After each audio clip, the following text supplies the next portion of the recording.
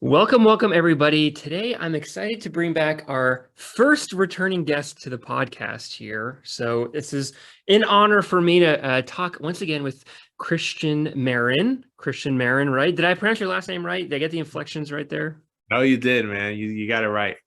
Awesome.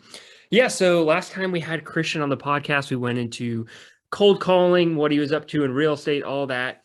And yeah, we're going to get an update on what he's doing now in real estate and all his other ventures. So thanks, Christian. We had a great talk last time, and I appreciate you coming back here. So I'm excited to get into the weeds of things. Thanks, man. I appreciate you having me back on here. Excited to be back. 100%, man. So let's just get an update here. So I think it was about a year ago. What have you been up to in the last year of your life? Man, oh my God. The last year has been an entire complete utter roller coaster. So, I was diagnosed as bipolar 2. So that I had a manic episode at the beginning of 2022 where it sent me to the hospital. And so that completely just changed my entire business structure and everything because I was pivoting away from cold calling into the inbound marketing. Just because last year was really, really tough for cold calling. I don't know how, do you do cold calling? I do not do cold calling now. Okay, well, cold calling, the spam risk, spam likely, that all got implemented. That completely changed the entire game for cold calling. Just makes it a lot tougher to get connects. Just puts you on a lot more risk to be fined and everything. So I switched over to doing PPC, Facebook ads mainly. That's what I'm focusing now, running a digital marketing agency, doing a pay per lead program. And so then I'm also doing some consulting on the side. And I'm also working as a property management for a multifamily investor group down here in Orlando. And so they brought me on to manage a 250 unit apartment complex that they have. So I'm doing that with them. Geez, dude, there's a lot to unpack there. I think we can fill an hour in with just going into all the stuff you said. So let's start off with the cold calling. So I've never done cold calling. The reason is because I sweat bullets when I'm on the phone with people. I'm too nervous.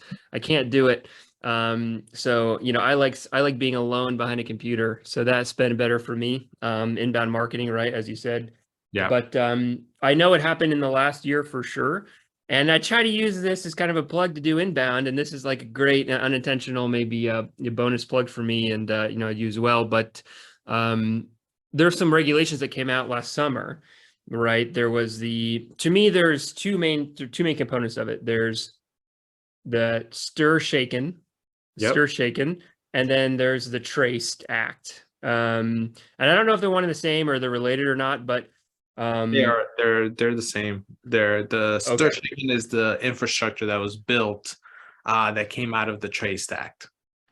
Got it. Can you break down for people what happened, what the regulation is, and what the regulation is, what the structure that came out of is, and then we can go into like the implications of it. So pretty much the Traced Act pretty much told all cell phone carriers all that throughout the entire country that, hey, you need to do a better job and create a system that is able to find out where a call originated from and who originated the call. So that's essentially what Stir Shaken is. Stir Shaken is an infrastructure that was built in that now is able to either if you register your number so that they know who's making the phone call and that this is a legitimate phone call. And when you do that, then if you ever make an illegitimate phone call, they'll know exactly where that call came from, who originated it, and who they can go and find.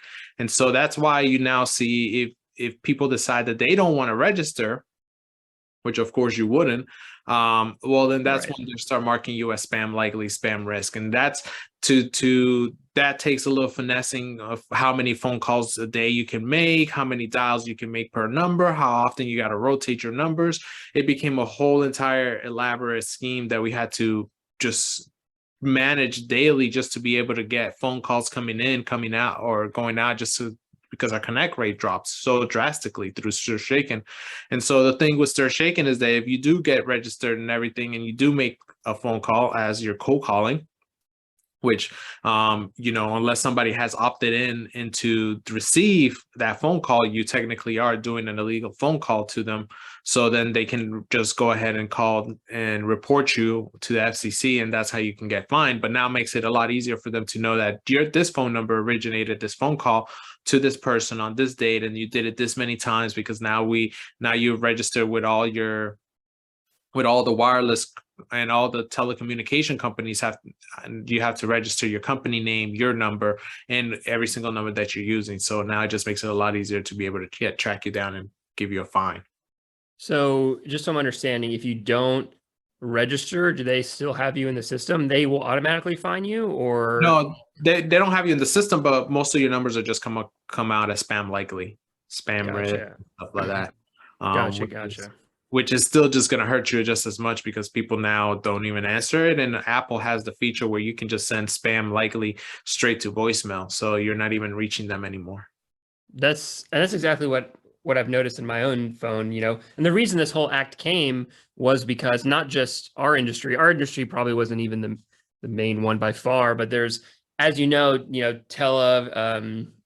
guess with telemarketing and robocalls have been, dominating people's phones the last few years, to the point where, the government stepped in and created this act, right? And wholesaling is just one of, probably hundreds of industries that were taking advantage of the same marketing methods. So this is what happens. And I have that on my phone, where I don't get spam calls because I don't even pick up the calls from, other people and my friends, because I'm busy. So, yeah, exactly. So yeah, it's okay. So what I've seen a lot of people like, on social media, cold calling is still, at least I see now, the number one marketing avenue of choice for newbies, especially because they have time and they don't have money. Cold calling just takes time and you don't need money for it. And I see, obviously, there's been a lot of talk about how to adjust your cold calling strategy, based on these regulations that came out. I mean, it's been a year now, so it's not brand new anymore. And it seems like, and again, I don't do cold calling, but it seems like people are still having success with it. And maybe they've just figured out, I can only make, I can't use a triple dialer anymore, or something like that, or, I don't know. But can you touch on, do people still see success with cold calling? Absolutely. Absolutely. Okay. So what was the reason then why you pivoted away from it? It's just as hard to do at scale with an agency, or are there other reasons? Yeah, it was hard to scale it long term, right? So when you're making thousands of dials a day, and tens of thousands of dials a day, tens of thousands of dials a month, because for multiple clients, it just puts your company at risk. And so at scale, it was harder for us to keep it going for all our clients. And each market is different too, right? So if you're just a newbie and you're making only a couple of 100 phone calls a day, and it's just for your own personal, it doesn't affect it. But when we have clients that had over 10 callers at one time, right? And each caller is making over 100, is making hundreds of dials a day, and it's 10 of them, you're thousands of dials just for that one market and that one client alone that day. You have to either rotate numbers constantly, which just increased the cost to a drastic number that just wasn't profitable for us anymore, or you just go ahead and keep low connects, right? And you register your numbers with the carrier so that they're able to give you the information and let the numbers go in without being marked spam likely. But then you're making more phone calls and just running the risk of being managed, or of being flagged. So right. For scale as a company, it just makes it a lot harder. And that was a decision that I made, that I just didn't want to risk that, because I didn't want to get hit with a fine for each one of the phone calls when we were making so many dials. Yeah. How much money would that have been if you lost the bet of that? Oh, probably close to six figures. Yeah. Yeah. Makes sense. Yeah. That's insane. So if I'm a newbie, like I'm just doing, trying to get my first deal, sounds like it's not an issue. They can keep doing their thing. But if I'm thinking long term, which I believe every single person getting into the business should be doing, asking themselves, what do they want their business to look like in 5-10 years from now? Even if I'm just one investor, and once they get their first deal, they're going to want to scale their marketing channel, whether it's cold calling or Facebook or, direct mail or whatever, do you think it will be a challenge for someone, let's say in a market like, Phoenix or something like that, or Tulsa, Oklahoma? Maybe like Tulsa is more of a mid-sized market, an area like that, like Tulsa, Oklahoma. And they just do cold calling, and that's the only thing they know. And they want to start doing 5 deals a month. Can cold calling still be scaled in that kind of use case for like one person trying to get that many deals in a single market, or do you think it's harder now? It's going to be easy at first, but it's going to get harder. One, because you're going to run through your data so much faster. You're going to have to run through a lot more data just because of the phone calls that you're making. You're cycling through phone numbers a lot faster. That's going to make it more expensive. So the ROI on it is, at first, it's going to be easy to get leads and get those connects. But as you start using those phone numbers every single day more often, then it's going to get harder and harder to connect. As you run through data, because you're in the same market, you're calling the same numbers over and over again, it's just going to get harder and harder to just get those connects and get those leads. So at first you're going to see a spike, and you're going to see the lead influx and come in, but then overall over time, it's just going to taper down, and it's going to eventually become a channel that just doesn't produce as much. And that's something that we also noticed for a lot of our clients, is that we would get a lot of success for the first 3 months, but then after that, it just became a struggle to try and keep going at the same pace that they wanted, because we were just getting really good results in the beginning. Gotcha. Okay, makes sense. So it's just another factor to consider when deciding what marketing channel you want to do. It's just potentially lower ROI, maybe the same at first, but down the road it's going to get harder, right? And that's something I've seen with people who've reached out to our agency. They've told us the same story where, hey, I was doing cold calling, but I'm trying to move away from it as I grow because it's becoming harder and harder and harder, and they're trying to add other marketing channels to their mix there. So can you talk about that must have been tough for you, right? I mean, it's a lot of work to build a business like that, where you have a team and you're doing all these clients you have. I couldn't imagine just making the decision to shut my agency down. So can you talk about that process? I imagine that must have been difficult for you. It was probably the hardest decision I've ever had to make, because I had to pivot away from something that was making me a lot of money, that was bringing me a lot of profit, and that gave me a lot of stress. We were making a lot of phone calls every single day, and to just make that switch over was something that I never thought I had to actually even do, right? I thought the agency was going to continue to grow and grow, but I started seeing the writing on the wall as we started seeing clients complain that it was just getting harder to get them the leads. The quality of leads that we had started struggling, because we had some really big clients. The small clients just weren't, that were in small markets. We had clients that were in small markets, so they didn't have a lot of data. We ran through their data pretty fast. We had a lot of clients that were bigger, and last year was all about figuring it out too, right? So it was a lot of testing and figuring out and doing this, and no, that didn't work, and let's do this, and oh no, that didn't work. So that also created a lot of stress in my mental aspect, and so that's kind of what sent me to a breakdown and go to the hospital for a few days at the beginning of the year. So that was even tough too, not being there for my business. So when did you shut your business down officially? The beginning of this year, January. Yeah, cool. So yeah, as I was saying, I'd like to talk about kind of that. Business isn't easy, life isn't easy, and I've had family as well who've do have bipolar disorder as well, and yeah, I imagine that must be challenging. Can you kind of I guess what was and we don't have to like go through anything you don't want to. I just what were the main stressors you think of the business? Okay, there's two things, right? So there's like anxiety management, and then there's kind of like our natural like tendencies. And I'm not like a professional or anything like that, but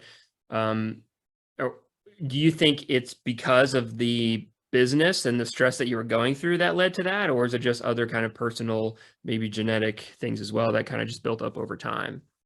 It was a combination of, one, I wasn't on meds. So I was trying to do a holistic aspect where I was doing meditation, doing a lot of just holistic therapy to do it with my therapist. And two, I've now, well, back to that. Now I found out that I'm on meds. So now I know how the meds affect me and how they do help me. But mainly the stress was from the business. That was the main stress, was from the business. I had a pretty good, my family life is I manage it pretty well. Every other aspect of my life was pretty stress free. It's just the business was just giving me that much stress, especially when you go from being able to generate leads easily to for your clients, and you grow to, we were at our height, we were making close to $90,000 a month consistently every That's single crazy. month. Yeah, Yeah. as an agency, Is that gross or is that net? You know what I'm asking? Oh, that was gross. That was gross. Gotcha. That's still a lot. That's still a lot of, what do you net? Like, what does an agency like that net on something like that? And I'll be transparent. My agency is about 30%. I think we're netting about 30%. Over, under, give or take 5%, depending on the month. I know some agencies are 50, some are like 10. So I'm curious where in that range that you guys felt, if you don't mind. We were at 30. We were at 30%. I kept it around 30% profit. So, Gotcha. So as you can imagine, it was bringing in a pretty good profit margin. And so Yeah. we went from being able to generate hundreds of leads for clients easily, no problem, to almost no leads all of a sudden.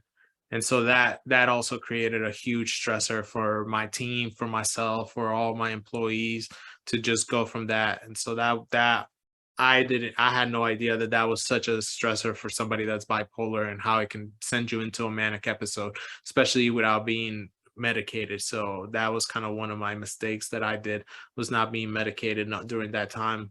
But now I am. So now I understand how much easier and better it is, and how much I can function with the meds. So yeah, I appreciate you sharing all this. As a fellow agency owner, and I've talked to a couple agency owners. I had Kylie, he is a Facebook agency owner. I had him on the call too, and we touched on it a little bit. But what is the biggest stressor of running an agency in our industry for you? For me, is just constantly generating good quality leads. Right, because the clients expect a certain caliber of leads, and then when you're able to generate them and deliver them, because with Facebook ads or inbound, you get really motivated leads, and you get those at the very beginning, and then the clients want that same aspect, same ferocity of leads coming in, quality constantly. And so that's kind of like, I find, is the hardest challenge, is that customer service aspect, where you have to balance making sure that you do generate leads while keeping them at a low cost, but also keep those clients happy and bring them in good quality leads. Just because sometimes with Facebook, with the targeting on Facebook ads, it's for housing, it's so limited. Not back in the day, and when you could target somebody that had a credit score, that had credit cards, that had owned their homes. Now all you can do is really just basically just put it as a overall casting net, and just your creative is so important, right? So that's kind of one of the biggest things that I found as a challenge, is as an agency owner, is just that customer service of keeping the clients happy long term. At first it's really easy, but when you start talking about 3, 4, 5 6-month clients, year-long clients, those are the ones that really I find are the most challenging to keep satisfied long term. Is my biggest challenge.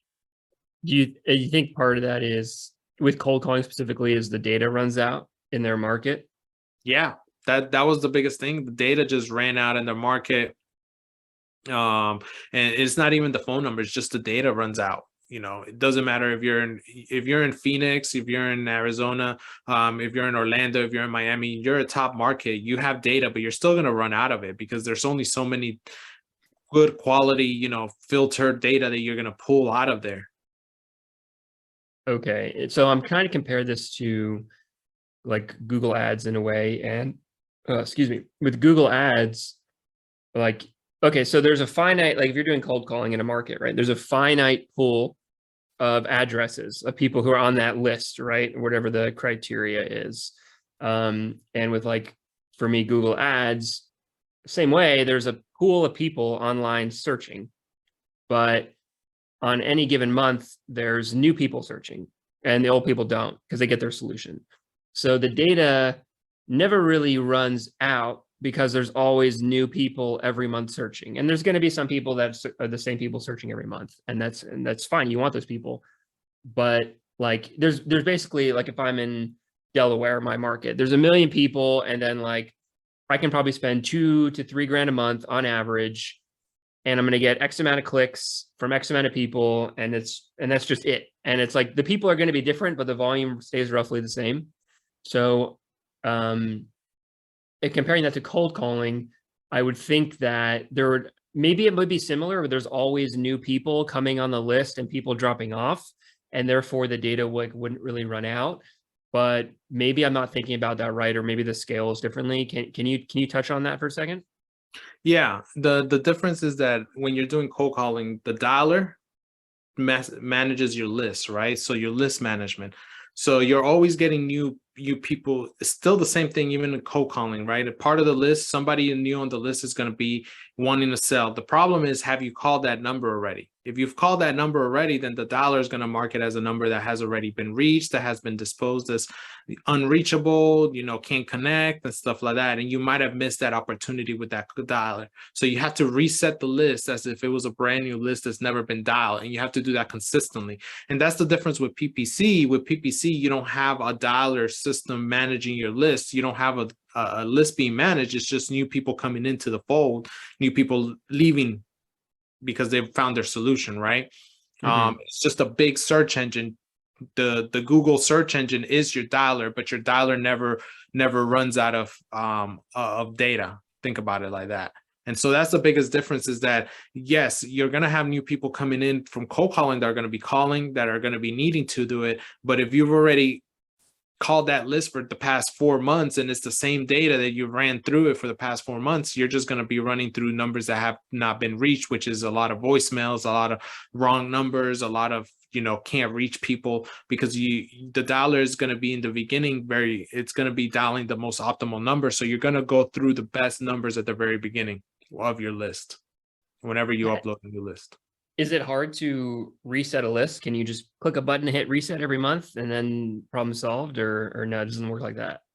It does kind of work like that in a sense, but it doesn't at the end of the day, because the dialer is still going to make sure that you have some DNC, some do not call people, some people that have been already marked as don't ever call me again. And so those are numbers that you're going to reach. So even though you reset the list, the dialer is still going to be able to take those DNC numbers and remove them off there, which can sometimes be good numbers that are just people that are not ready to sell at that moment, but they might be ready to sell later on. And now instead of you reaching them, you're not going to be able to reach them because you marked them as do not call, because when you call, they said, don't ever call me again. So that's how you can get leads that are lost in cold calling. And that was one of the biggest challenges. Now, there is a way that you can completely purge the list and all the DNCs and upload it as a brand new clean upload list. And you can do that every once in a while. And we used to do that, but you can only, you run out of data so much. So think about Google, you have an unlimited amount of data versus if you're pulling a list that has a set criteria of a set date of year build, what kind of lien, tax lien or problem that the list has, that data is finite. So you're limited on what you can pull out of that data.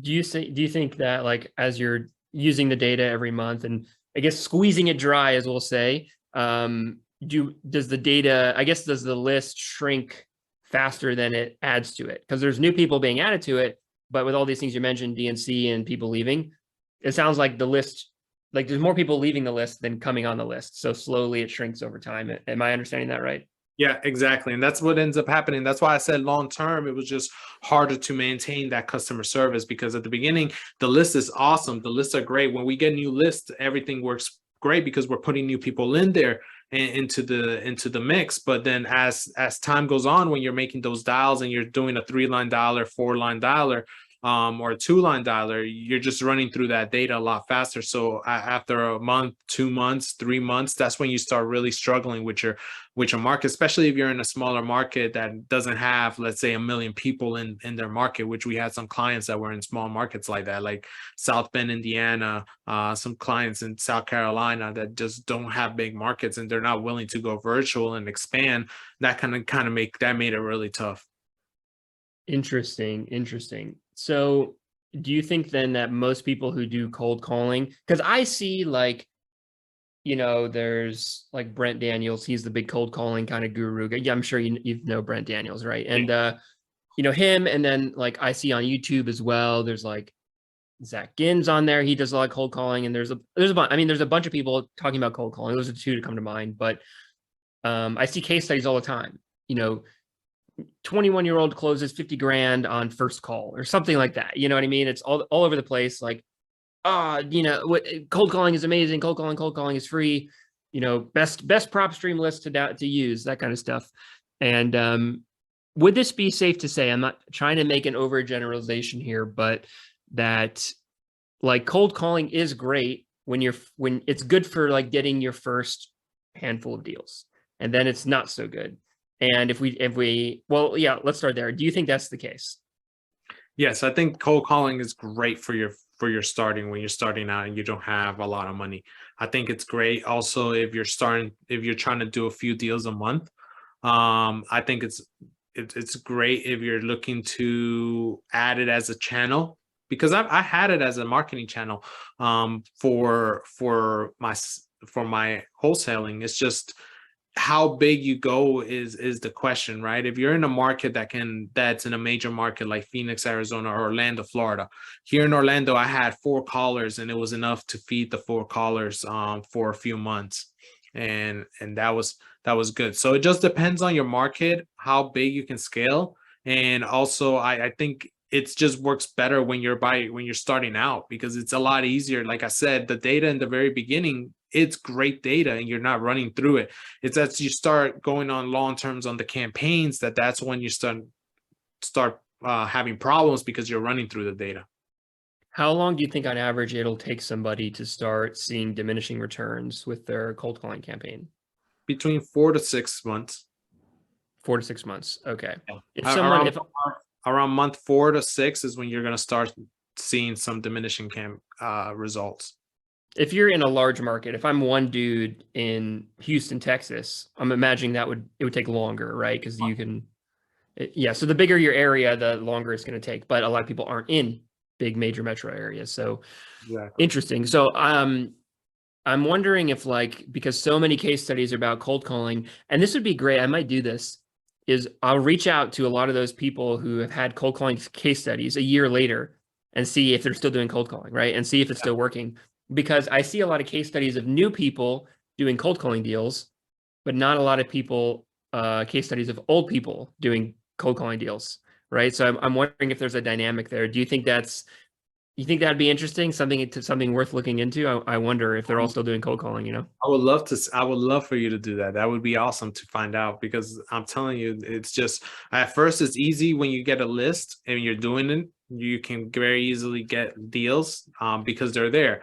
It's just as you start going through the data, data is king. That's where you're going to get it. And if you're pulling a list from PropStream that everybody else has pulled, and it's just a tax lien list, but it only gets updated once a year, you're gonna and you pull your list based on your criteria, year build, how long years of ownership, is it a single family home, block home, or however you want to put it in there, and it tells you out of 10,000 possible options, you've filtered it down to 1,500 or 3,000. Unless you're making a couple tens to a couple hundred phone calls a day, you're still gonna run through it in a month. Right? Mm-hmm. Let's say you got 3,000 people that meet your criteria and you're making 100 to 200,000 a day. Within a month, you're running through that data. Second month, what are you going to do? You're going to call the list again. Of course, you've already dispositioned some numbers as wrong numbers, as good numbers, as don't call me again, as and the list itself, when you upload it to all the dialers, they already are connected to the federal do not call list. right? Then on top of that, you're fighting the stir shaking. So the numbers that are coming in, if you're not registered, are showing up as as spam likely, Stress me out, right? man. Yeah, well, your connect No rate is wonder. dropping. It's just there's a lot of challenges that are now been thrown into cold calling. So long term, cold calling was just going to be something that I just didn't want to do anymore because I saw too many challenges. And unless I pivoted outside of the real estate niche and went into another niche, was the other option. Yeah, yeah. All the stuff you're telling me, man, times 100, and like, yeah, that sounds really difficult. Just use the word difficult. Yeah, man. So let's talk about the transition. So you're not, don't have the agency anymore. So okay, you're now doing inbound. So you're not, it sounds like you're not doing it just for real estate anymore. Are you doing it for everybody under the sun, or talk about what your current business model is? Currently, my business model is a pay per lead program, where it is for real estate. So basically, I will run Okay. the Facebook ads, and then I just charge per every lead that I generate. Gotcha. Okay. And people can schedule directly with you if they want it, right? They don't have to go through this whole big 10-step process to talk to 35 support reps. They can literally just hop on a call with you and like Yeah, get it done, right? exactly. Say, hey, I'm in this market. I want to buy some leads. How many leads? I want to buy 10 leads. Okay, this is the cost for your market for your leads. This is 10 leads. And so I'll generate them over the next month. I'll generate these many leads. And so we'll connect to them directly through Zapier or through another through their CRM so that they can get them notified instantly that they got an inbound lead. Gotcha. Interesting. So yeah, we'll put the link directly to your Calendly. We'll put it in our blog or like wherever you're watching this video at, YouTube or whatnot. So can you talk about that kind of strategy? Because you go from running a big team to doing it solo. Does this go back into like wanting to reduce stress? Is that part of it? Or what's the reason why you've chosen, or maybe just early on and you do want to build a team out? Like, can you talk about why why the structure is the way it is and what the future holds for this? So yeah, so part of it was to reduce the stress. Having a big team also is very stressful. I had a team of 55 people. Yeah, yeah. And they're all virtual, right? Or are they local? All virtual people in the Philippines, 55 phone, callers, admin team, support team. And so that was another part that was also very stressful is having such a big team. Managing people is tough. It's something that, and so now I can it's just me, myself, and I, and it's so much easier to just focus on what I want to do and how I want to bring it in, and not have to worry about 55 other people calling me or calling somebody in my team with an issue, trying to get everything generated. It was a hassle. I had a really big team, and I realized that also cost a lot of stress. Yeah, and I imagine as well, like just bringing it back to like newer wholesalers or flippers or whatever, people doing cold calling, as they grow, they're not going to want to do all the calls every day. They're going to have to manage maybe not 50, but 1, 2, 5 cold callers. Yeah. And like if you're looking at a piece of paper, the numbers maybe work at least for 4 to 6 months, but if you don't think about the other parts of the business, like the stress is not going to be on your P&L. The Nope. difficulty of managing 5 people and like the logistical headaches. For me, like that's a big selling point of us is like, hey, look, if you're doing like pay-per-click inbound leads, like we don't have to manage the algorithm. Like it just works. You don't have to have a team of people to do it. My agency has a small team. We manage, I don't know, 40 campaigns or something like that. And it's just me and 2 other people, really. Well, I guess technically it's 4. We have 4 people, but like, the part-time stuff. And like, I probably could do it all myself if I really, really wanted to. So yeah, it's just like, just think about that if you're newer and you're trying to figure out what your business model should look like. Cold calling can be great, but don't just use the P&L, right, profit and loss statement as your decision-making factor, because managing people is stressful. And that's very important. So I'm glad you touched on that for sure. Yeah, that was one of the most challenging things, was managing 55 people across the sea, across the country, the world, and I had an admin team. I had a COO that also helped me, but it still didn't take away the stress of everybody, making sure that paychecks were always on point, on time, and everything. So that was always a huge stressor. So what other things have you done, since your breakdown you had at the beginning of the year? It's been what, 9 months now to help reduce some of that stress, and has it worked? Kind of where are you at now with stress? So one good thing that came out was I was reached by a friend that I had, and there's a management group that came here in Orlando that's buying a bunch of old hotels, converting them to apartment complexes. So they wanted my help to help manage the property. So I've been doing that, managing. That sounds really stressful to me. Managing what you said, 250 units, was it? Yeah, something like that. Yeah. Okay, so it's just saying, like, 50 people is a lot, but to me, managing a 250 unit complex, depending on where it is, sounds equally as stressful. So, I mean, did you solve the problem? Like, can you talk about that a little bit? So no, that's not as stressful, because I do have a team of leasing agents and everybody that does manage and do everything. I just kind of oversee the property itself. So that's not really too stressful. You're not talking to tenants all the time or anything like that. No, I'm not talking to tenants at all and coming in and problems. So they help me out, because if it was that, I see where you're coming from. Gotcha. Yeah. Yeah, no, it's just helping running the community. That's the biggest part that we're doing right there. And then and so I'm just running the paper lead program also. Just got a couple clients under my belt on there, and so trying to grow that agency up too.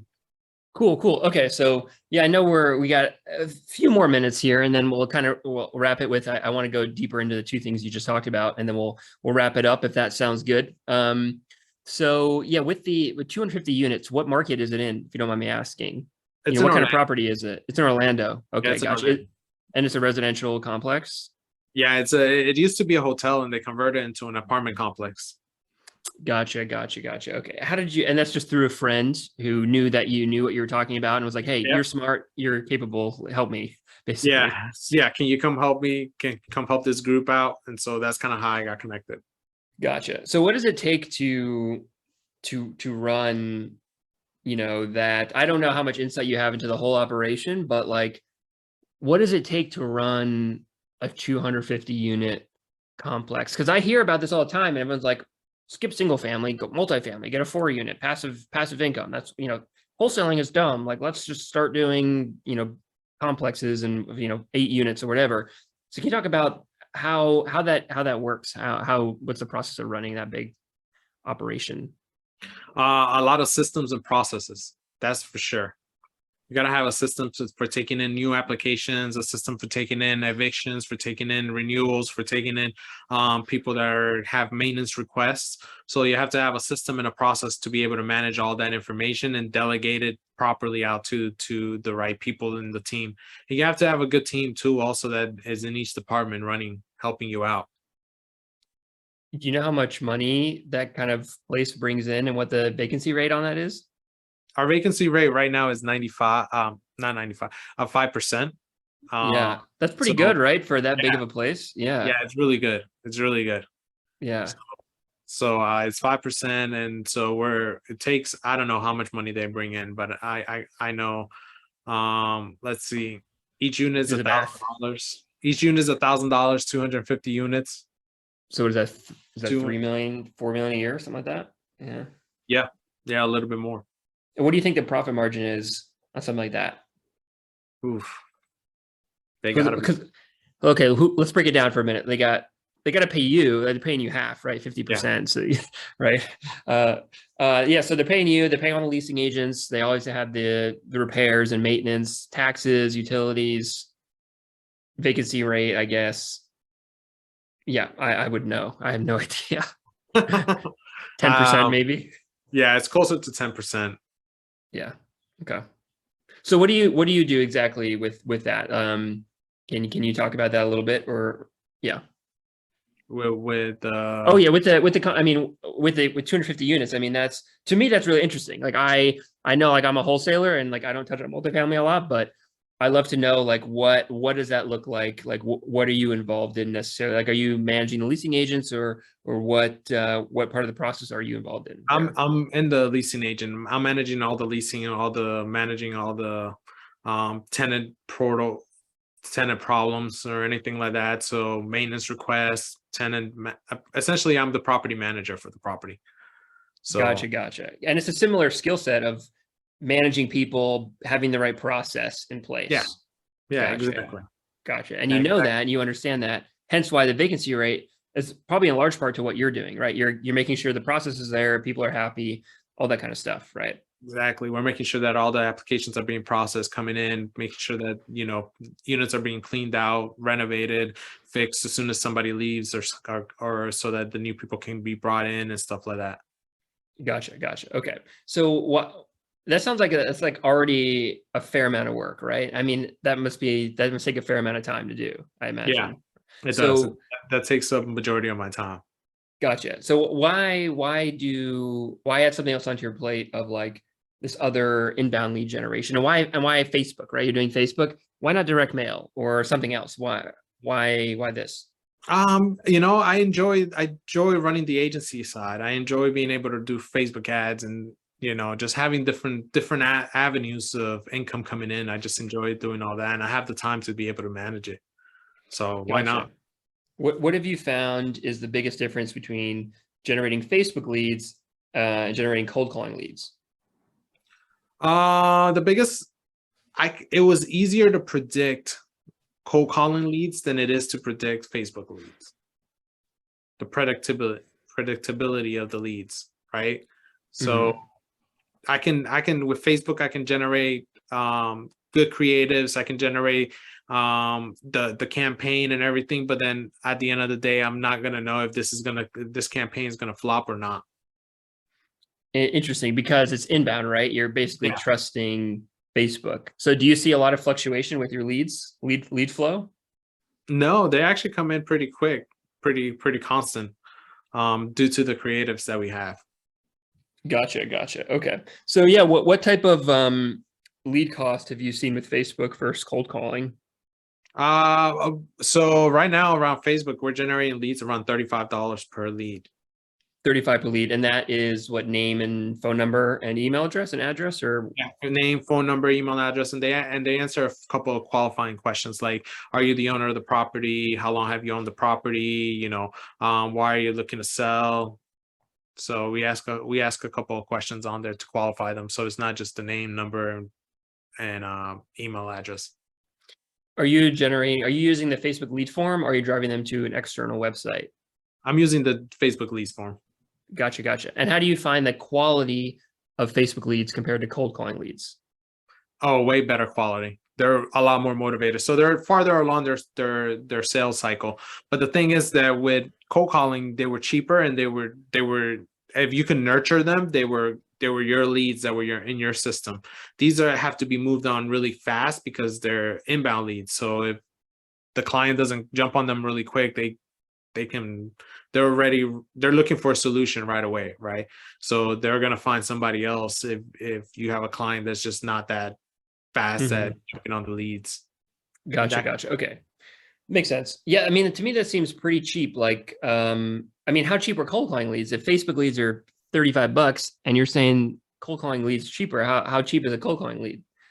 well, sometimes you can generate a cold calling lead for you know under $30 in the very beginning of a campaign. Gotcha. You know what our average lead cost is for Google Ads What? leads? What It's do you got think? Take a guess. probably a couple hundred, depending Yeah, on yeah. a Yep. couple hundred.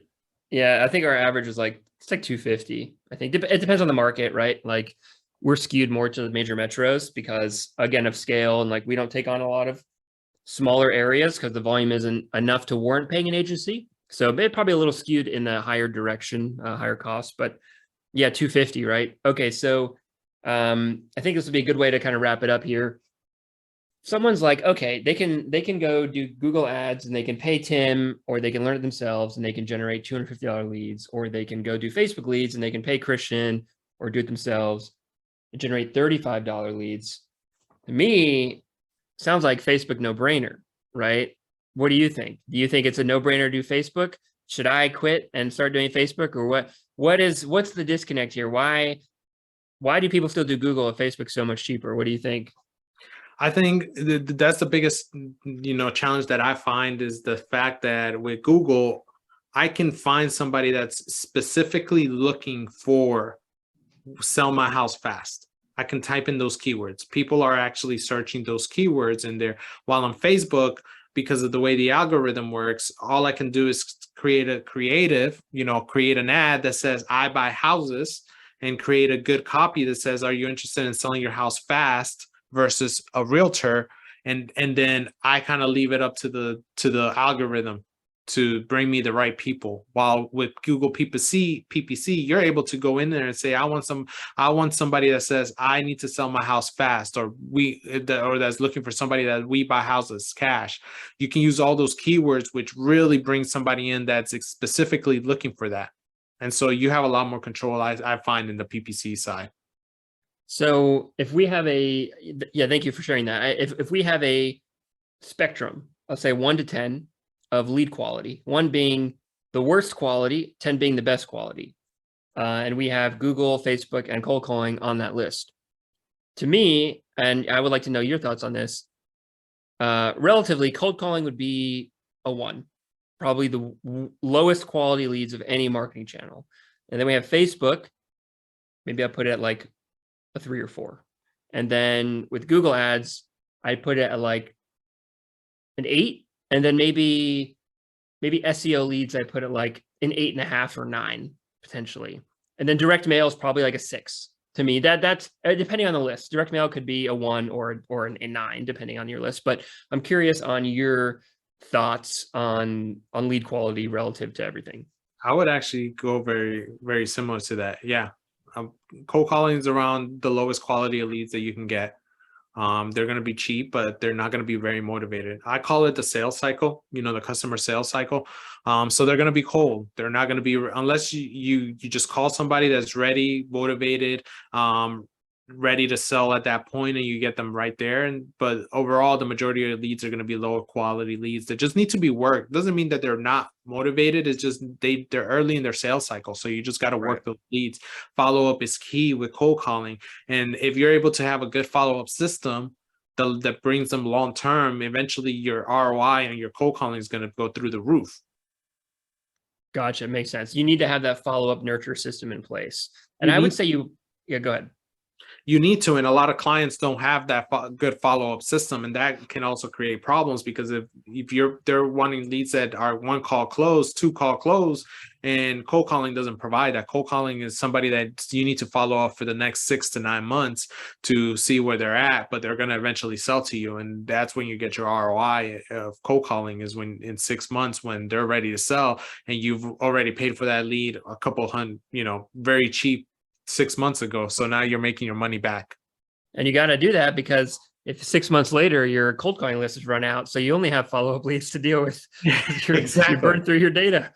So, and I'd say Facebook too, right? Facebook, I would say you need a nurture system as well. Like, they are better than cold calling, but they're still not going to be giving you their house on the phone on the first call. Like, I still feel like you need a follow-up system. Do you agree with that, or no? I agree. You just don't need it as aggressive as you need to do with cold calling, because they are ready. They're a lot more motivated. They see your ad and they actually click on it, put the information in, meaning that they do have a need. You didn't interrupt them. Like, you didn't call them out of the blue to just say, hey, are you interested in selling their house? Maybe, I think so.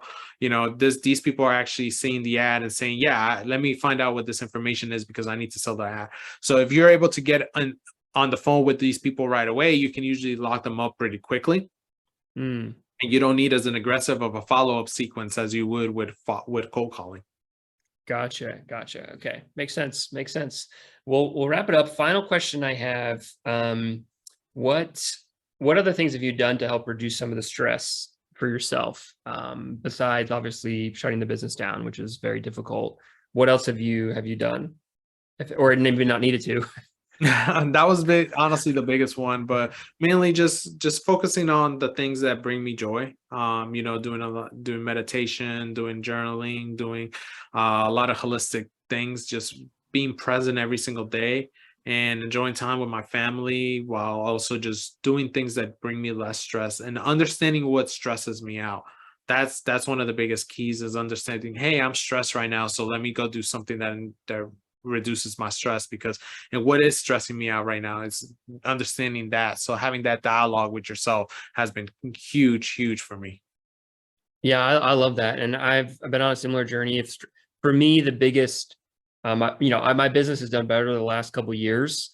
There's definitely some market play, like external factors that have helped me, but my ability to manage my stress and have that self-awareness of like, I am feeling stressed right now. I'm conscious of it. I've noticed some patterns I do, like I'll eat or I'll, clench my jaw or, have certain thoughts about things and, or, want to go for a run or drink or whatever. And I can pattern interrupt now and say, oh, I am aware that I'm stressed out. And I can then make a conscious decision to do something about it.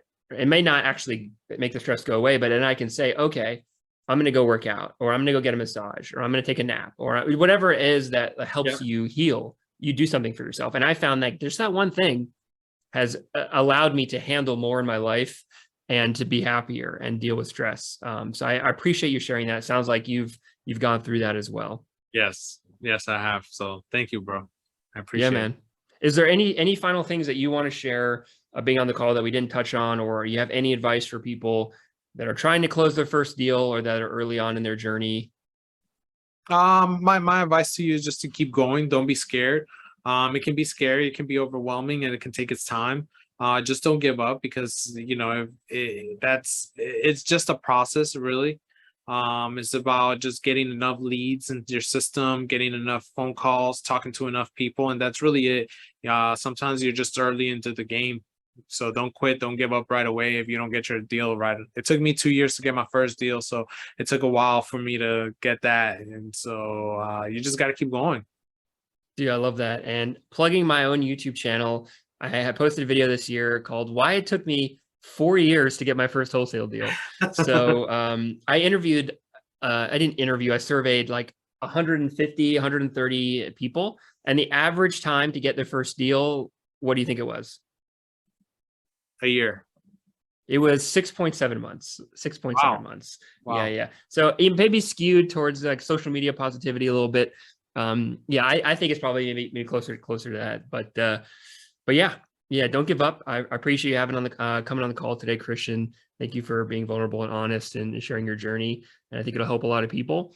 And if they want to talk to you and get some leads directly from this master of business, we will put the calendar link wherever you're watching this video. So thanks again, Christian, for hopping on the call today, man. I appreciate you.